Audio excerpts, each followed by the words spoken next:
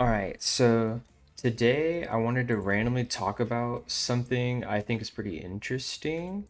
In Tekken 7, a common mix-up with Leo in terms of punishment was with their while sending 3-1-2 string, this string right here. So the last hit's a high, so obviously if they finish it, you want to duck and launch, right? But if they decide to go for just the first two hits, there's no more high to duck, so how do you get your damage? Well, as you see, it's minus 10. So you can do your minus 10 of choice, 1, 2, 1, 1, whatever your character has. Uh, but then this game, they added a new string mix-up to this that makes it a lot more interesting to actually punish.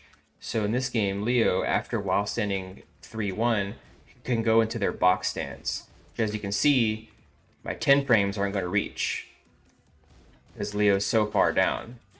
None of those are actually connecting. If Leo would just block, none of them would hit, right?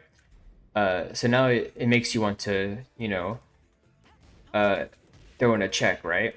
So now you start checking them when they're doing while sitting 3-1 into Bach. So now if they want to punish that,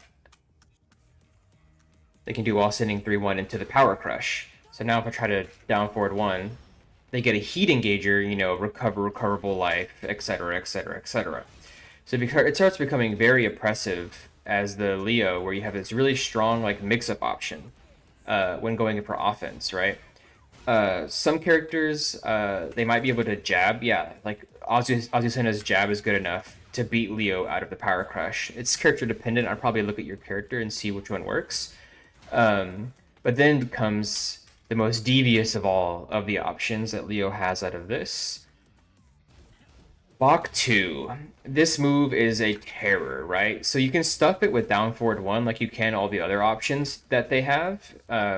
This beats everything but the Power Crush, right?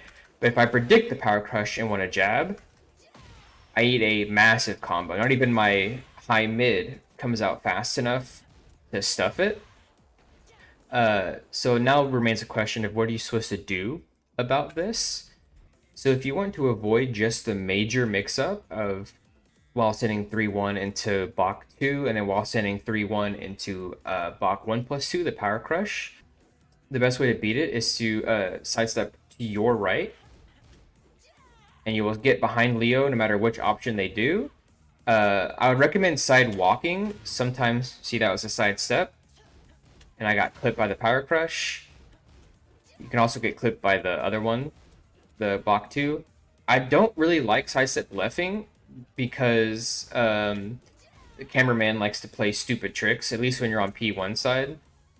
Cameraman will do stuff like that. It can mess up your punish, and it's sometimes it doesn't do that. It's hard to react on the fly, right? So I sidestep right, or I walk right rather, and to do your typical back turn punish, whatever your character has, right? Depends on character, and go from there. But Leo does have another option to stop you from sidestepping out of the stance, and that is Bach 3, which you can sidestep duck technically, but if you sidestep duck it, you end up getting clipped by the other two options.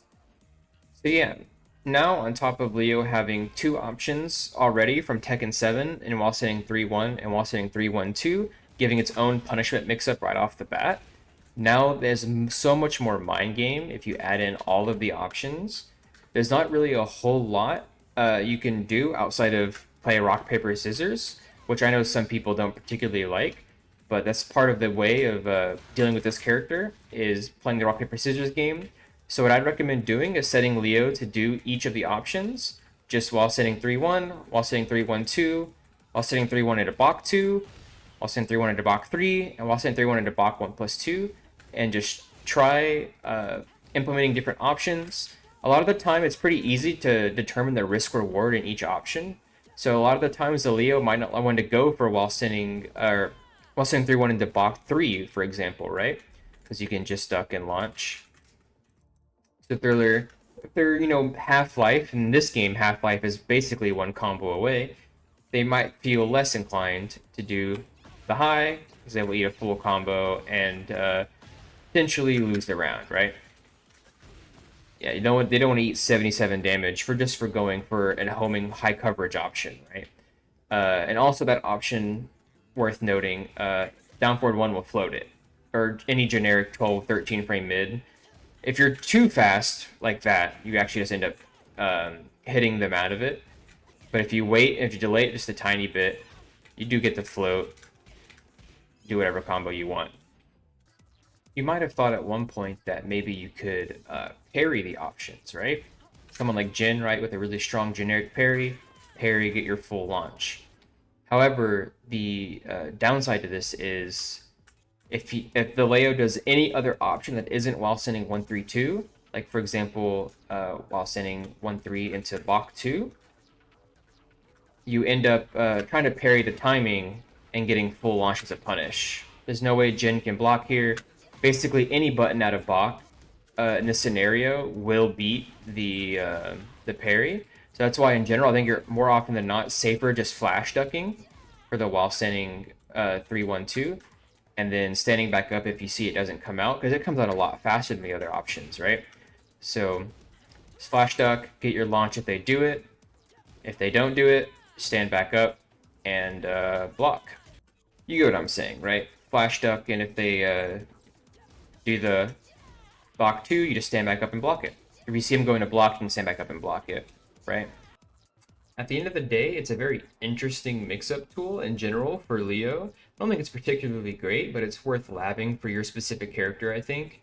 A character like Yoshi, for example, might have a much easier time dealing with the whole mix-up because Flash being so fast. Same with Xiao Yu with back 1. But if you're playing a generic character like, let's say, Jin or any of the Mishimos, they don't really have any very evasive or very like panicky tools. It's worth practicing just the general scenario, stuffing if they go into block, or preparing to block the power crush and punishing, ducking the high if they ever do it, or even just getting your 10 frame punish if they just do while standing 3-2.